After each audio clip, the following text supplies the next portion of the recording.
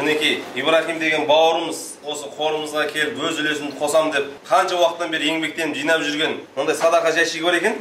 Өзі. Қанша уақыт жинадың бауырым? Жылдың басынан.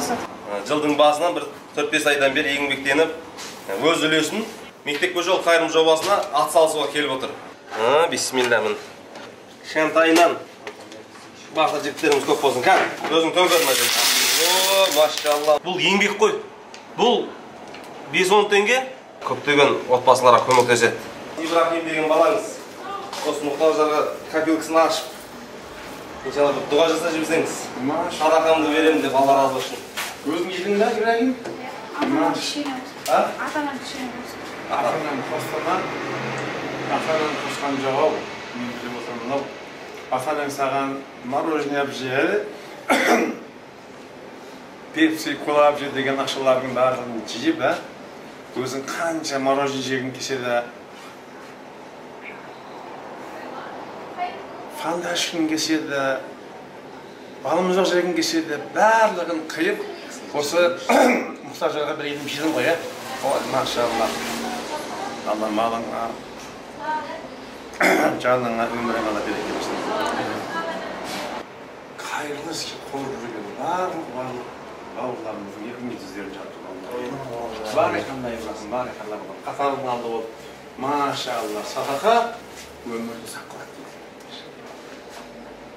Садақа адамның мерейін биік қылады дейді балам, мерейін биік болсын. Жас, өзің тасы қолыңды, машалла, барекалла. Алла қабыл етсін. Атаңның батасын алып енді иншалла. Бұлар бала осындай болады да. Асыл тастан шығады, ақыл жастан шығады деп жастар болса, қанша балдардың наны жоқ қой үйінде, дұрыс па, еті жоқ қой.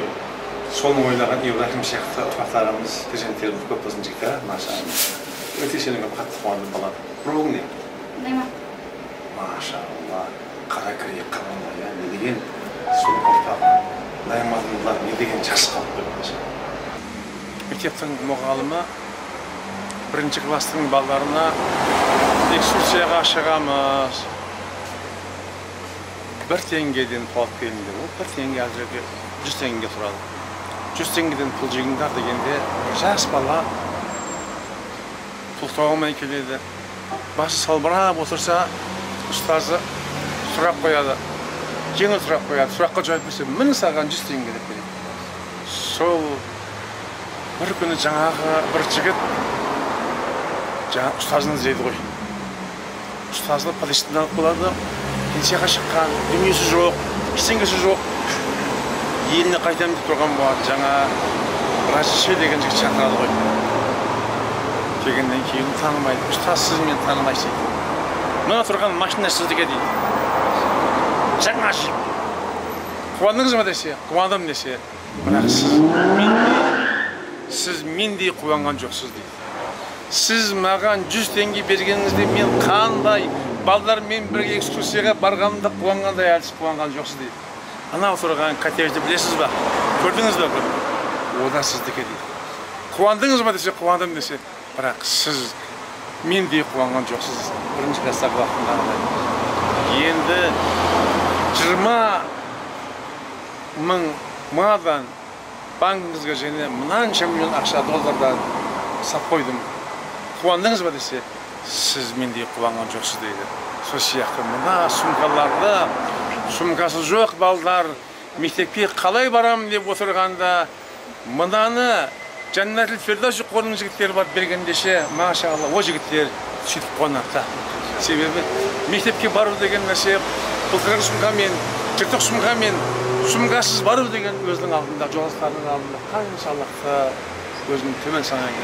Машалла, осыған басшылық қылған сендерге сүйеніш болған халыққа Алла тағала екі дүниесін жақсылық.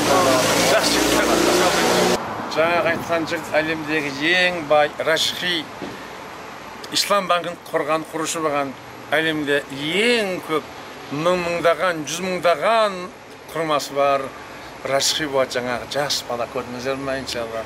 Осылардың ішінен де сол сияқты иншалла теңдессіз еліне, жұртына, дініне қызмет қылатын асыл азаматтар шығады иншалла.